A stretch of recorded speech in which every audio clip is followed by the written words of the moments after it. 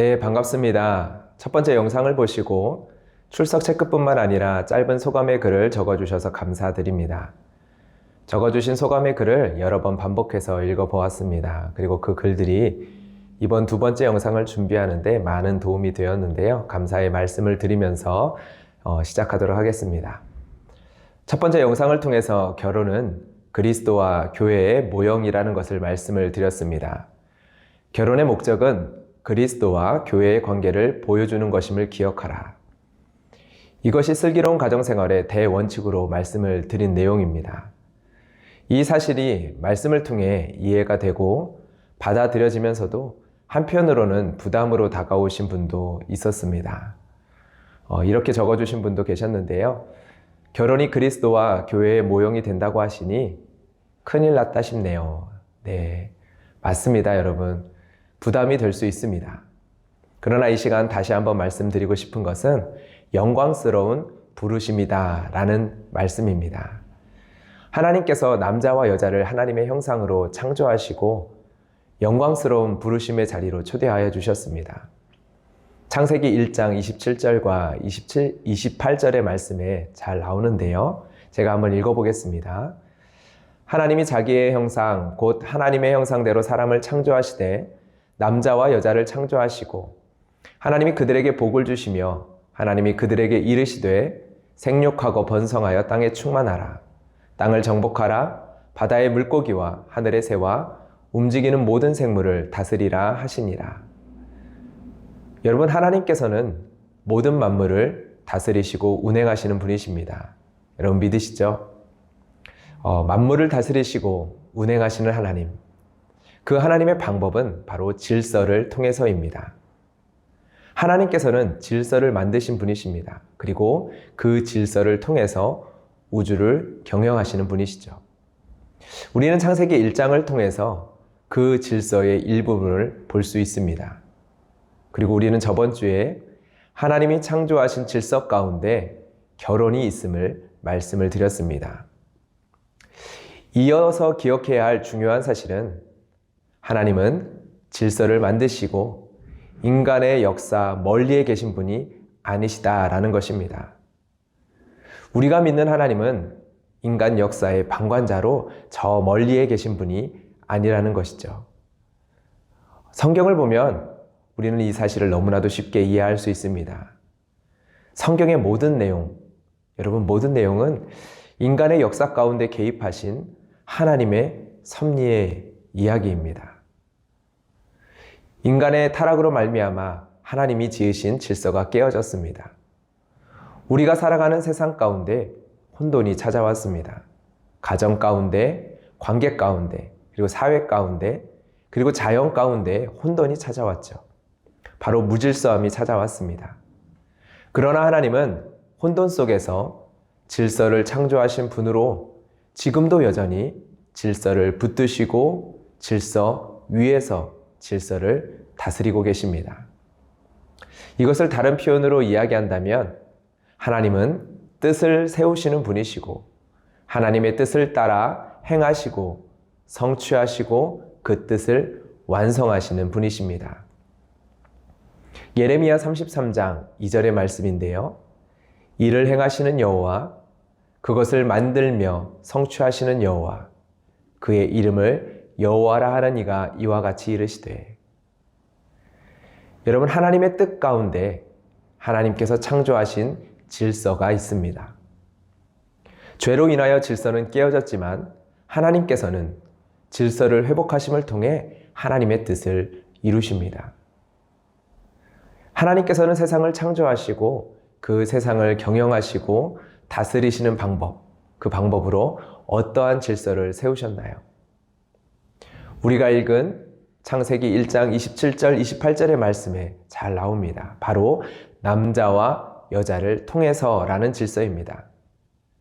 남자와 여자에게 주신 5개의 명령이 있습니다. 생육하라, 번성하라, 땅에 충만하라, 땅을 정복하라, 모든 생물을 다스리라. 여러분, 이 명령은 이 세상에 복을 내리시는 하나님의 방법입니다. 그리고 세상에 복을 주시는 방법으로 정하신 것은 남자와 여자를 통해서입니다. 여러분, 첫 번째 생육하라. 어떤가요? 오직 남자와 여자를 통해서 가능한 명령입니다. 사람에게 복을 주시고가 아니라 남자와 여자를 창조하시고 그들에게 복을 주시며입니다. 여러분, 남자와 여자라는 질서, 부부, 가정, 가족이라는 질서를 하나님께서는 창조하셨습니다. 그리고 명령하십니다. 생육하라, 번성하라, 땅에 충만하라. 이것이 바로 이 땅을 다스리고 모든 생명체를, 모든 호흡을 다스릴 수 있는 필요 충분 조건입니다. 여러분, 무슨 말입니까? 하나님께서는 결혼을 통해서, 부부를 통해, 가정을 통해 이 세상을 하나님의 뜻을 따라 다스리며 경영하시기로 태초부터 계획하셨다는 것입니다. 이것이 우리의 부르심의 영광스러움입니다. 이 세상을 경영하시는 하나님의 일의 동역자로 우리를 창조하셨다는 것이죠. 우리가 하나님께 있어도 되고 없어도 되는 존재가 아니라는 겁니다. 우리의 부부의 관계가, 우리의 가정이 그러하다라는 것입니다. 하나님께서 창조하신 질서와 그 뜻 안에는 반드시 우리가 있어야만 합니다. 하나님께서는 세상을 경영하시는 일에 사람을 창조하셨을 뿐 아니라 그 뜻을 이루기 위해 사람을 찾아오셨습니다. 하나님께서는 이방 땅에 있던 아브라함을 찾아오셔서 부르시고 당신의 이름으로 언약을 맺으시죠. 예수님께서는 인간의 몸을 입고 찾아오셔서 우리를 부르시고 당신의 생명으로 언약을 성취하십니다.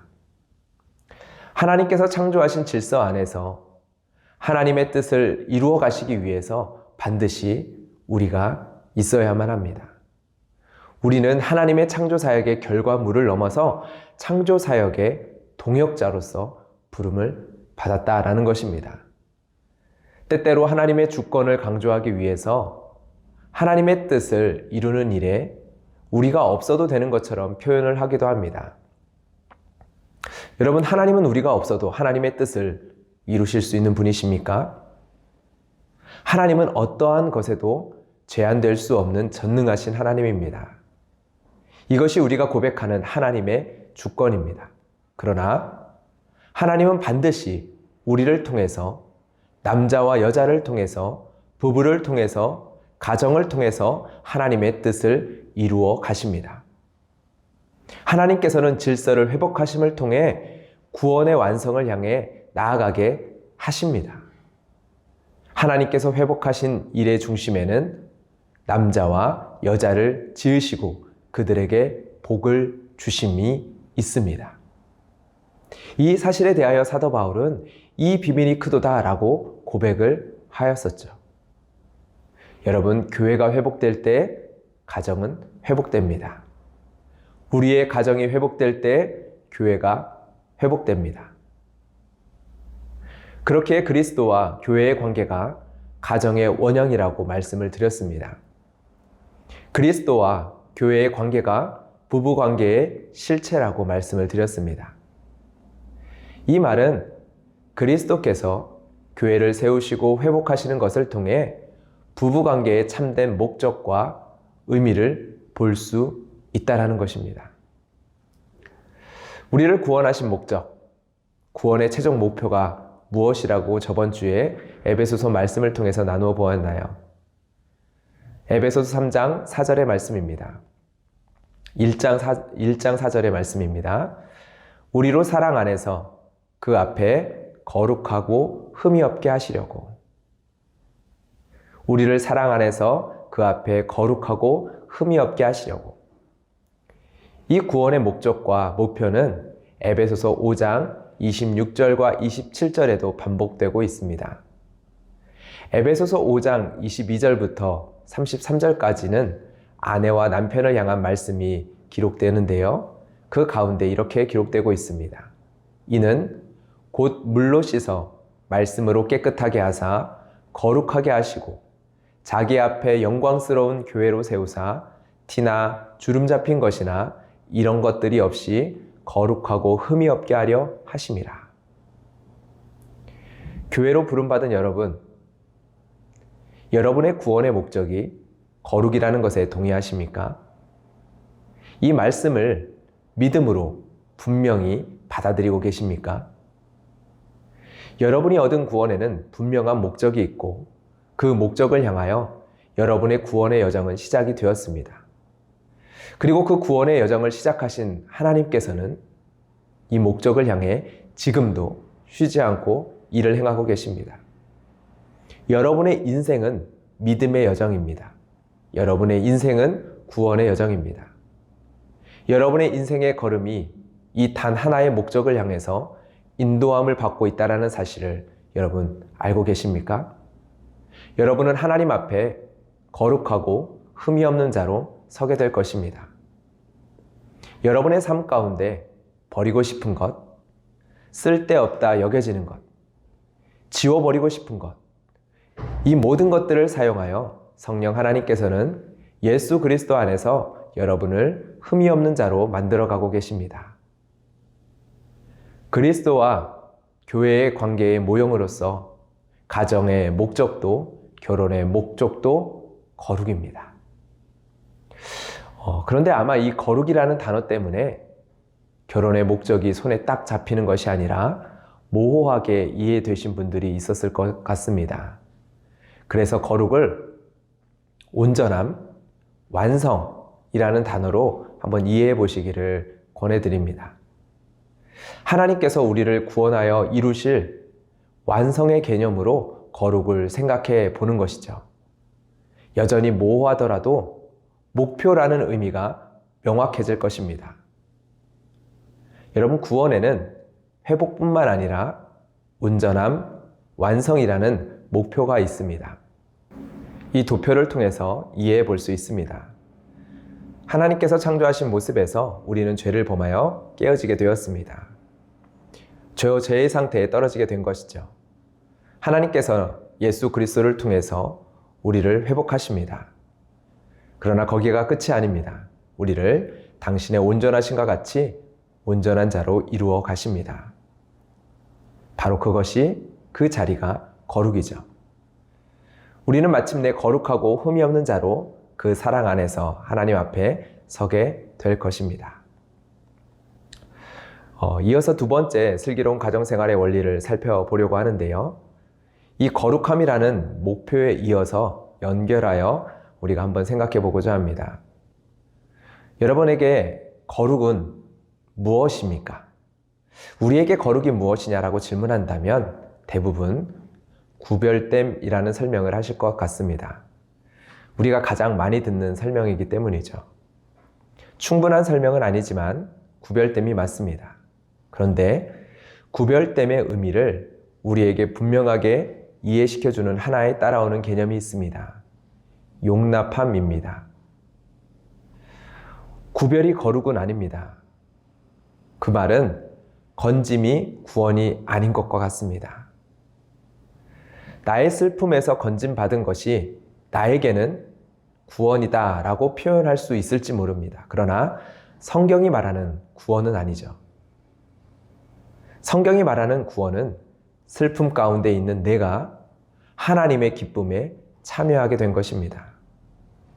건져짐 자체가 구원이 아니라는 것입니다. 죄의 슬픔 속에 빠져있던 내가 하나님의 기쁨에 참여하게 되는 것, 그래서 하나님의 기쁨이 나의 기쁨이 되어지게 되는 것, 이것이 구원입니다. 여러분, 거룩도 마찬가지입니다. 구별됨 자체가 거룩이 아니죠. 세상 가운데서 구별되어 거룩하신 하나님께 용납되었기 때문에 구별됨이 거룩인 것입니다. 단순하게 도덕적이고 정의롭게 깨끗하게 나를 구별하는 것이 거룩이 아니라는 것입니다. 거룩하신 하나님께 용납되어졌기에 구별되어지는 것이 바로 거룩입니다. 다시 한번요. 거룩하신 하나님께 우리가 용납되어졌기에 구별되어지는 것이 거룩입니다. 구원을 말할 때 두렵고 떨림으로 우리의 구원을 이루어야 할 책임이 있다는 것을 이야기를 합니다. 그러나 구원은 우리가 이루어내는 것이 아닌 것이 분명한 말씀이 가르쳐 주시는 진리입니다.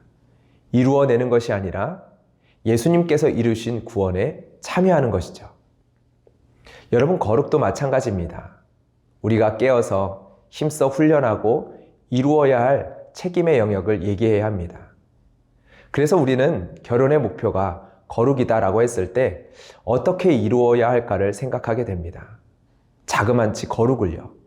거룩을 어떻게 이룰 수 있을까? 이렇게 생각을 하는 거죠. 또한 구원이 우리의 노력을 통해서 얻을 수 없는 것처럼 거룩도 우리의 노력을 통해 얻을 수 있는 것이 아님을 우리는 기억해야 합니다. 거룩하신 하나님께서 우리를 용납해 주신 것입니다. 어떻게 결혼의 목표를 거룩이라고 할 수 있나요? 우리를 용납해 주신 거룩하신 하나님이 계시기 때문입니다. 이제 우리는 에베소서의 가장 중요한 주제 가운데 하나를 생각해 보며 더욱 구체적으로 거룩이라는 목표를 가정 안에서 어떻게 이룰 수 있는지 손에 잡아가 보도록 하겠습니다. 연합이라는 개념인데요. 그리스도 안에서라는 표현으로 종종 표현이 됩니다. 에베소서를 읽다 보면 이 표현을 과하다 싶을 정도로 많이 사용하고 있는 것을 쉽게 찾아볼 수 있습니다. 그리스도 안에서, 주 안에서, 그리스도와 함께, 그리스도와 합하여, 예수 안에서 이러한 표현들이 등장을 하는데요. 바울 서신에서는 대략 200회가 나오고 그 가운데 에베소서에서만 약 40회가 나옵니다. 1장 3절부터 14절까지 이 표현이 얼마나 많이 등장하는지 생각하면서 읽어보는 것도 유익할 것 같습니다. 찬송하리로다. 하나님, 곧 우리 주 예수 그리스도의 아버지께서 그리스도 안에서 하늘에 속한 모든 신령한 복을 우리에게 주시되, 곧 창세전에 그리스도 안에서 우리를 택하사 우리로 사랑 안에서 그 앞에 거룩하고 흠이 없게 하시려고 그 기쁘신 뜻대로 우리를 예정하사 예수 그리스도로 말미암아 자기 아들들이 되게 하셨으니, 이는 그가 사랑하시는 자 안에서 우리에게 거저 주시는 바 그의 은혜의 영광을 찬송하게 하려는 것이라. 우리는 그리스도 안에서 그의 은혜의 풍성함을 따라 그의 피로 말미암아 속량 곧 죄 사함을 받았느니라. 이는 그가 모든 지혜와 총명을 우리에게 넘치게 하사 그 뜻의 비밀을 우리에게 알리신 것이요, 그의 기뻐하심을 따라 그리스도 안에서 때가 찬 경륜을 위하여 예정하신 것이니, 하늘에 있는 것이나 땅에 있는 것이 다 그리스도 안에서 통일되게 하려 하심이라.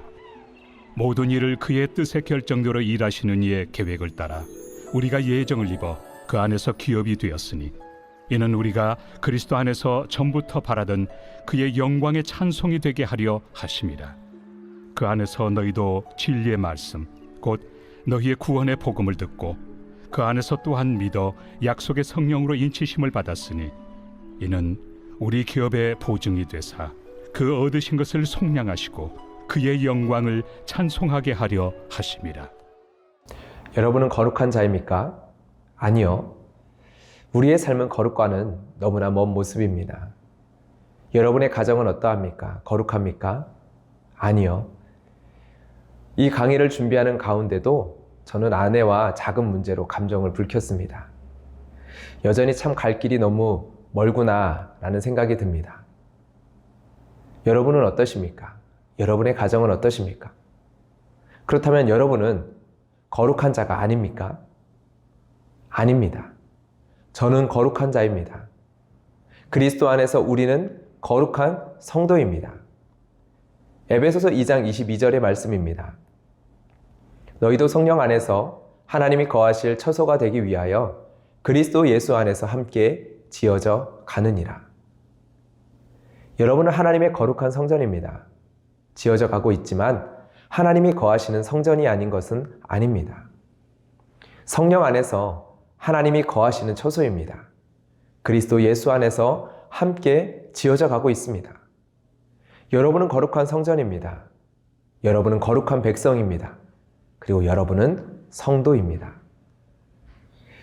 이 역설적인 대답이 가능한 이유는 우리가 거룩하신 그리스도 예수 안에 있기 때문입니다. 우리가 그리스도 예수와 함께 연합된 자이기 때문이죠. 그리스도 예수 안에서 저와 여러분은 거룩하신 하나님께 용납되었습니다. 자신의 밑바닥을 경험하게 되는 처절함 속에서 여러분은 그리스도 예수 안으로 용납하시는 하나님의 부르심과 그 사랑을 한번 뜨겁게 경험해 본 적 있으십니까?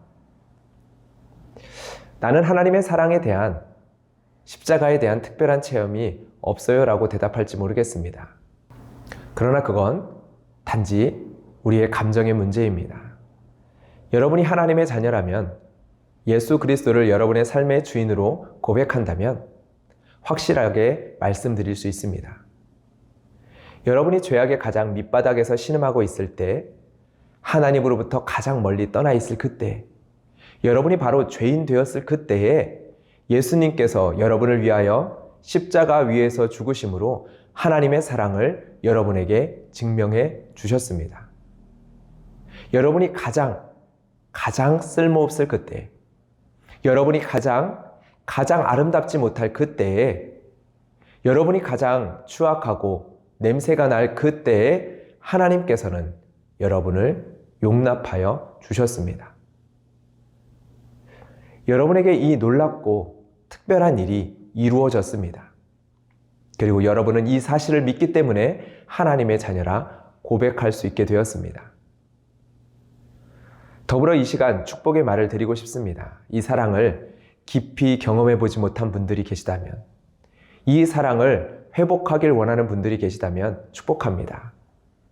악취나고 내가 나를 보았을 때 몸서리 쳐지는 깊은 신음이 쏟아지는 여러분의 그 모습을 용납하시고 품어주신 아버지 하나님의 그 깊고 넓은 사랑을 뜨겁게 경험할 수 있는 여러분이 되기를 진심으로 축복하면서 기도합니다. 여기에서 설명을 멈추면 거룩은 여전히 모호하게 우리에게 이해될 수 있습니다. 그리스도 안에 거함으로, 용납됨으로 우리는 거룩을 이룰 수 있다 정도로 이해가 될 것입니다. 그러나 저는 여기서 더 나아가서 그리스도 안에서 경험되는 용납됨이야말로 하나님의 거룩하심이다라고 말씀을 드리려고 합니다. 여러분은 하나님의 거룩하심을 무엇이라고 생각을 하십니까? 한 가지 오해를 좀 바로 잡아야 되겠습니다. 앞서서 온전함, 완전함으로 생각해 보라고 말씀을 드렸는데요. 여러분 안에 온전함이, 거룩함이 어떠한 그림으로 그려지십니까? 세상의 천한 것들과 구별되는 왕궁의 화려함을 머릿속에 한번 생각해 보십시오. 여러분은 그렇게 생각하지 않고 있습니까? 세상의 천한 것들과 구별되는 왕궁의 화려하고 깨끗함, 그리고 존귀한 왕의 보좌, 영광스러운 왕관, 이러한 이미지로 머릿속에 거룩이 그려지십니까? 그렇다면 예수님께서 자기를 비워 종의 형체를 가지사 사람들과 같이 되시고 죽기까지 복종하사 십자가에서 죽으심은 거룩함과는 동떨어진 것일까요? 여러분, 우리가 한번 깊이 묵상해 보아야 합니다. 우리는 거룩함과 함께 표현되는 흠이 없다라는 표현을 우리의 선입견을 가지고 이해하게 됩니다. 티나 주름 잡힌 것이 없다라는 것은 무엇인가요? 흠이 없다라고 표현되는 이 온전함이란 무엇인가요? 어렵게 다가올 수 있지만 이 질문들을 한번 깊이 묵상을 해보시길 바랍니다. 부활하시고 승천하신 예수님께서는 지금 인간의 몸을 입고 있을까요? 아니면 종의 형체인 사람의 모습 벗어버리고 계실까요? 성경은 분명히 인간의 몸을 입고 있다라고 밝히고 있습니다. 여러분, 그렇다면 지금 하나님의 보좌 우편에 계신 예수님의 손과 발에는 목자국난 자국이 있을까요? 아니면 없을까요? 부활의 예수님께서 의심하는 도마에게 말씀을 하십니다. 도마에게 이르시되 내 손가락을 이리 내밀어 내 손을 보고 내 손을 내밀어 내 옆구리에 넣어보라. 그리하여 믿음 없는 자가 되지 말고 믿는 자가 되라. 부활의 예수님께서는 부활의 몸을 입으셨습니다. 그런데 그분의 손에는 못자국 난 자국이 여전히 있었고 그의 옆구리에는 창자국이 남아 있었습니다. 이 예수님께서는 제자들이 보는 가운데 하늘로 올리우셨고 올리우신 그 모습 그대로 다시 이 땅에 오실 것입니다. 예수님의 십자가의 흔적은 흠이 아닙니다. 지워버릴 자국이 아닌 영광의 자국입니다. 거룩하신 예수님께, 거룩하신 하나님의 보좌 우편에 계신 예수님께 십자가의 흔적이 있습니다. 우리는 거룩이라는 단어를 생각할 때 무겁고 고리타분하고 경직된 신앙의 행위로만 제한하여 생각하고 있지 않습니까? 도덕적이고 정의롭고 법 없이도 살 수 있는 모습으로 거룩을 생각하고 있지 않습니까? 거룩의 의미를 여러분 한번 폭넓게 이해하기 위해 이번에는 이러한 질문을 던져보았으면 좋겠습니다. 예수님이 보여주신 거룩한 삶은 여러분 무엇일까요? 제임스 패커는 이렇게 거룩함에 대하여 이야기합니다. 거룩함이란 그리스도가 소유하던 덕을 모방하는 삶이다. 여러분, 이어서 한번 읽어보겠습니다. 진정으로 거룩해지려면 그리스도를 제대로 닮아야 하고 그리스도를 제대로 닮으려면 바른 인간성을 소유해야 한다. 이것이 내가 말하고자 하는 유일한 인간성이다 라고 말합니다. 거룩함을 멀리서 찾는 것이 아니라 우리는 예수 그리스도의 삶을 통해 찾아야 한다라는 것이죠. 이 제임스 패커의 말에 여러분들은 동의하십니까? 거룩함이란 예수 그리스도가 보여주신 바른 인간성을 소유하는 것이다라는 말. 여러분 이 말에 동의가 되십니까? 그렇다면 제임스 필립이라는 설교자의 말도 한번 들어보시길 바랍니다. 구원이란 본질적으로 인간성을 회복하는 작업이라 하겠다. 위대한 신앙인들은 다른 사람이 접근하기 어려운 어떠한 위압적인 분위기나 가시적인 후광을 지녔다기보다는 오히려 참다운 인간성을 지닌 사람들이었다. 이들은 정말로 인간적이었고 반짝이는 눈으로 이웃을 사랑하였다. 제임스 필립은 거룩함을 무겁고 고리타분한 것으로 설명하지 않습니다. 또한 추상적으로 설명하지 않습니다. 제임스 필립은 이렇게 이야기합니다. 거룩함이란 제대로 알고 보면 멋지고 하나님의 사랑만큼 온유하고 아름답다. 이에 대해서 제임스 패커는 이 아름다움이 진정으로 성숙한 인간성이 보여주는 아름다움이다 라고까지 이야기를 합니다. 여러분들은 어떠십니까? 동의가 되신다면 거룩함을 이해하기 위해 예수님의 인간성이 보여지는 장면은 어디인지 한번 떠올려 보시길 바랍니다. 세리와 죄인들을 용납하여 주시고 고아와 과부를 용납하여 주신 모습, 사회에서 버림받은 소경과 절름발이와 문둥병자들을 용납하여 주시는 모습, 바로 죄인들의 친구가 되어주시고 고통받는 자들의 위로자가 되어주신 모습이야말로 예수님의 인간성이 잘 드러나는 장면입니다. 무엇보다도 예수님의 인간성이 가장 잘 드러나는 장면은 예수님이 눈물을 흘리시는 장면입니다. 나사로의 무덤 앞에서 눈물을 흘리시는 예수님의 모습과 큰 소리로 나사로야 나오라 부르시는 모습 속에 예수님의 인간성이 잘 드러납니다. 예수님의 공생애의 시간을 통해 보여주시고 십자가를 통해 보여주신 인간성은 바로 용납함과 섬김의 모습입니다. 용납함과 섬김. 이 시간에는 용납하심에 대해서만 초점을 두고 말하고 있는데요. 이 예수님께서 십자가의 죽으심과 부활을 통해 저와 여러분을 그리스도 안으로 용납하여 주셨습니다. 그리고 우리가 그 사랑 안에서 서로를 용납하여 줌으로 한 몸 된 성전으로 지어져 가고 있습니다. 이것이야말로 하나님의 거룩하심과 온전하심을 잘 보여주는 아름다움입니다. 여러분의 가정 안에서 드러내야 할 거룩함은 무엇입니까? 바로 그리스도 예수 안에서 그 사랑 안에서 서로를 용납하여 주는 것입니다. 존 파이퍼의 글을 인용해 보겠습니다. 그리스도는 언제나 우리보다 더 많이 용서하시고 더 많이 참으십니다. 여러분이 용서받은 것처럼 용서하십시오. 주님이 여러분을 용납하신 것처럼 용납하십시오. 이것은 여러분이 믿는 자와 결혼했든 믿지 않는 자와 결혼했든 모두 해당하는 말입니다. 그리스도의 십자가 안에서 하나님이 여러분에게 보이신 은혜의 척도가 여러분이 배우자에게 보이는 은혜의 척도가 되게 하십시오. 이어서 한 가지를 더 인용해 보겠습니다. 결혼은 이와 같이 하나님의 은혜를 드러내기 위한 독특한 모형으로 의도된 것입니다. 언약을 지키는 그리스도의 은혜를 드러내는 것이 바로 결혼의 궁극적인 목적입니다. 결혼의 목표는 그리스도의 용납하심을 드러내는 것입니다. 예수 그리스도께서 우리가 아직 죄인 되었을 때 우리를 사랑하셨습니다. 우리가 변화되어 거룩한 자가 되었기 때문에, 의로운 자가 되었기 때문에 사랑하신 것이 아닙니다.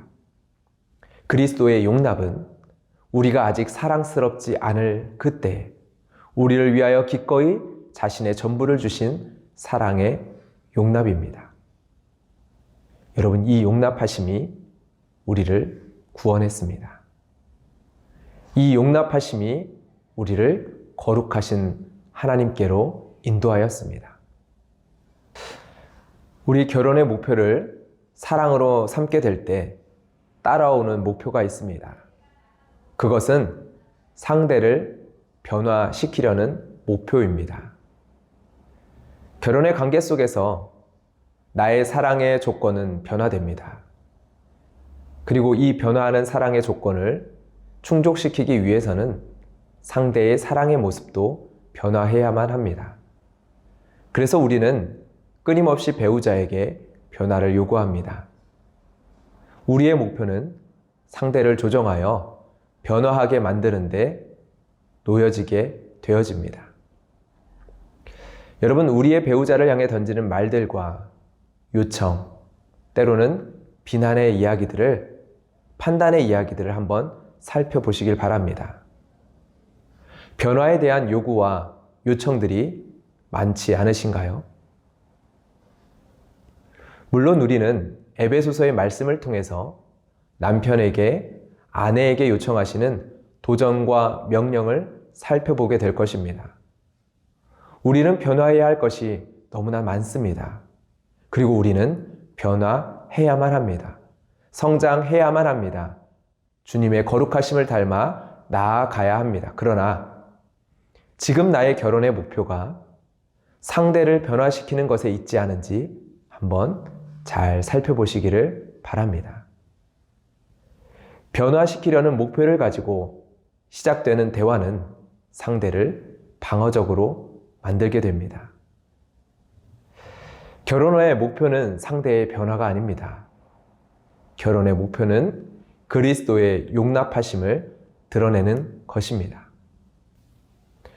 마지막으로 존 파이퍼의 권면의 이야기를 읽어보도록 하겠습니다. 여러분의 실제 행동과 태도가 의롭지 않지만 하나님이 그리스도 안에서 여러분을 의롭게 여기시는 것처럼 여러분의 배우자가 의롭지 않더라도 그리스도 안에서 배우자를 의롭다고 여기라. 첫 번째 슬기로운 가정생활의 원리는 결혼의 목표는 행복이나 사랑이 아닌 거룩이다라고 말씀을 드렸습니다. 결혼의 목표가 거룩일 때 행복은 따라온다라고도 말씀을 드렸습니다. 그리스도의 용납하심을 통해 그분의 거룩을 향할 때 행복은 따라오게 되어집니다. 두 번째 원리를 제시해 드립니다. 결혼의 목표는 그리스도의 용납하심을 드러내는 것이다 입니다. 여러분 기억하십시오. 구원이 그러하듯 하나님이 창조하신 결혼의 질서는 그리스도 안에서 그리스도의 용납하심으로 시작됩니다. 오늘 강의는 여기서 마무리를 하면서 우리 안에 들 수 있는 여러 가지 질문들은 한 주간 우리가 생각할 거리로 남겨놓으려고 합니다. 강의를 다 듣고 출석 체크와 함께 소감문을 적어주시면서 여러분 안에 질문들이 있다면 그것을 적어보시면서 정리해보는 시간을 가져보셔도 좋을 것 같습니다. 오늘 강의를 마무리하며 몇 가지 질문들을 던져보겠습니다.